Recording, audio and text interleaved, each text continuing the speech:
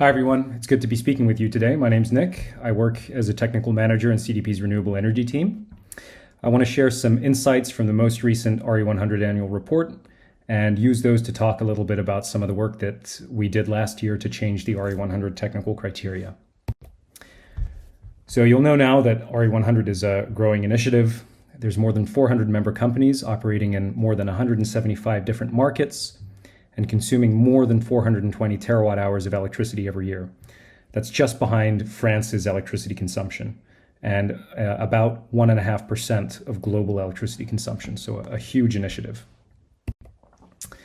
I want to take some time to talk about the regular findings that we present in these annual reports, because we show trends over time, and some of these trends have been continuing, but there's some things that we think may challenge them in the future. So the RE100 companies report now consuming just under 50% renewable electricity. This has been going up over time. Similarly, we're very interested in how the companies are procuring renewable energy. Over time, power purchase agreements have tended to be more represented in the procurement mix that RE100 sees.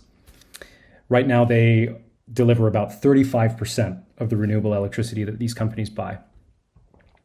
But recently, the initiative has had growing representation and recruitment in Asia, in markets where it's more challenging to buy renewable energy. One thing that we look at in the reports is the average target year of the initiative, the year by which the companies aim to reach 100% renewable energy. This average target year has been shifting further into the future over time. It was 2030 in the 2021 annual report, and it's now 2031. And the companies that joined the initiative in the past year set an average target year of 2036. So the growing representation in challenging markets may challenge some of the other trends that we see in the increasing share of renewable energy use and the representation of PPAs in the procurement mix. Another thing I want to highlight as well is how we look at procurement types by region, and you can see just how much unbundled EAC purchasing dominates in Asia. We talk about PPAs as an important area of focus in the report. It's only in North America where they take up as significant a share of overall procurement as they do. But I want to talk as well a bit about some of the new insights that we showed in this most recent annual report and how they supported and informed the work that we did last year to update the technical criteria. So this map here shows how renewable energy is purchased across borders in Europe. That's one of the international single markets for renewable energy that RE100 recognizes, where a company can buy renewable energy that's generated in one country and claim to be using it in a different country. And what we saw here didn't really surprise us. We can see that Sweden and Norway and Italy are countries that contribute a lot of cross-border procurement of renewable energy. In Norway in particular, 85% of all the renewable energy that's purchased there is used for claims to its consumption outside of Norway. We also know that a lot of these types of purchases tend to be from old hydro plants and unbundled EAC procurement. And there's another thing I just like to point out on this map as well. There's 84% of the purchasing from Iceland is used for claims in the mainland. And there's no grid connection between Iceland and the mainland. So one of the things that we did last year was to revise the way that we saw the single market for renewable energy in Europe. And we did this by going back to the sort of three pillars for a single market that RE100 defines.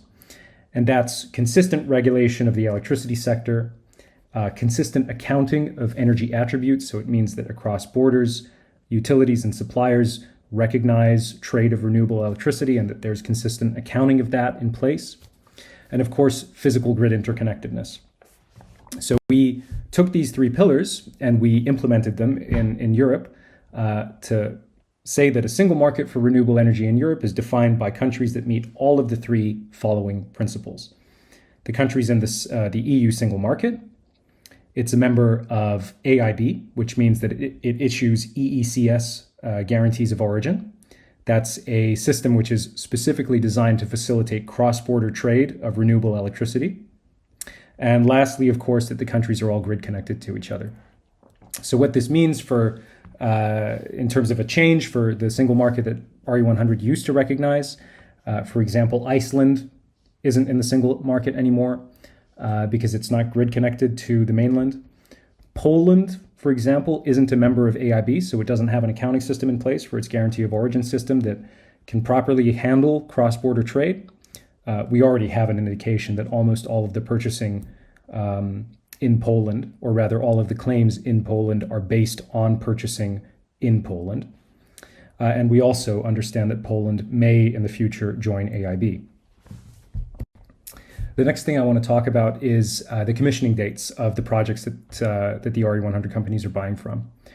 RE100's been asking for commissioning date information for a few years now. In the most recent report, we had a commissioning date tied to nearly half of all of the renewable electricity purchasing that was reported. So that's really good. The first time that we asked for this information, we had commissioning dates across about 17% of the volume of purchasing that was reported to us.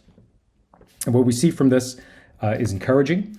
We know that about half of the renewable energy that the RE100 companies are buying comes from facilities that were commissioned in the past 15 years. And we also see a really strong representation in procurement from recently commissioned facilities by power purchase agreements. But also unbundled EAC purchases contribute a ton of the procurement that comes from newly commissioned facilities. And we think a big part of that is because of the role of Green E in North America. It's an important additional standard on renewable energy procurement. It's widely recognized as a kind of leadership in renewable procurement in North America. And if you're buying a Green E REC, you're necessarily buying renewable energy from a project that was commissioned in the past 15 years. But one of the other things we also did with the commissioning date information, now that we had so much of it, is that we produced these country-level snapshots of the average age of the facilities that RE100 companies are buying their renewable energy from in different countries. For us, this is a really good kind of status of the energy transition in these different markets. If the companies that are buying renewable energy in different countries are able to buy their renewable energy from young projects, it's to us an indication of a market in which voluntary procurement is having an impact, where companies can buy and continue to buy from newly commissioned projects and can be adding capacity in that way. And so what we did last year as well was introduce a 15-year facility age limit. And this limit really gets to the core of RE100's theory of change. RE100 is a campaign with a theory of change that voluntary demand for renewable electricity will accelerate the energy transition. And so the technical criteria are how we roll out that theory of change, really. And what we're saying with this limit is that for voluntary demand to accelerate the energy transition, it can focus itself better by demanding renewable energy from newly commissioned projects. We're not saying that the electricity that a hydro plant that was commissioned in the 1950s isn't renewable. What we're saying is that the voluntary market should focus its procurement on newly commissioned facilities. That's the intent of this limit, and that's how the voluntary market will better send continuous signals for renewable electricity capacity additions. And we introduced some exemptions for this limit. So if you're generating your own renewable electricity, you don't need to observe a facility age limit. Similarly, if you're buying from on-site generation or through a private wire, you don't need to observe the facility age limit.